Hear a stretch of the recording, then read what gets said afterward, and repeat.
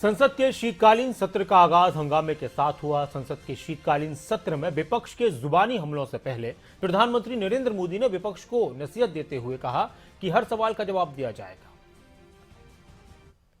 आज जब धज्जियां उड़ाए जा रहे हैं सर, सदन की जो कानून है, जब देखिए ये जो फॉर्म बिल लाए जा रहे हैं, इसमें लिखा है कि कॉन्फिडेंस एंड पासिंग।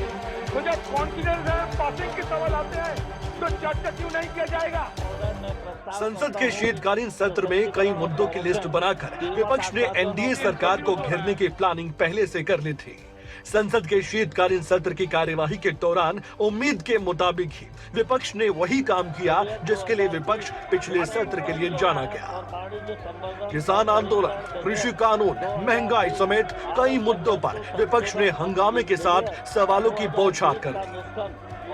इन्हीं बातों से प्रधानमंत्री नरेंद्र मोदी पहले से अवगत थे। राजनीति के जानकार और अपनी सरकार को पग पग पर विपक्ष के हमलों से बचाने वाले प्रधानमंत्री नरेंद्र मोदी ने पहले से ही विपक्ष समेत तमाम संसद के सदस्यों को नसीहत दी थी। प्रधानमंत्री नरेंद्र मोदी ने संसद के शीतकालीन सत्र के शुरू होने से पहले ही ये साफ कर दिया था कि सरकार हर तरह के सवाल के जवाब देने के लिए तैयार है।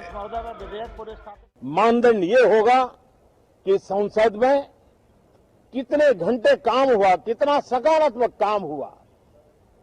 हम चाहते हैं सरकार हर विषय पर चर्चा करने के लिए तैयार है, खुली चर्चा करने के लिए तैयार है। सरकार हर सवाल का जवाब देने के लिए तैयार है और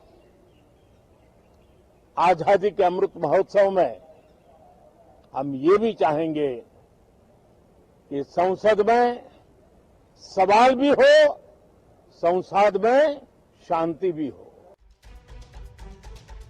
प्रधानमंत्री नरेंद्र मोदी ने विपक्ष को खुली बहस की चुनौती दी है और साथ ही संसद की गरिमा, स्पीकर की गरिमा और साथ ही चेयर की गरिमा का ख्याल रखने का भी जिक्र किया।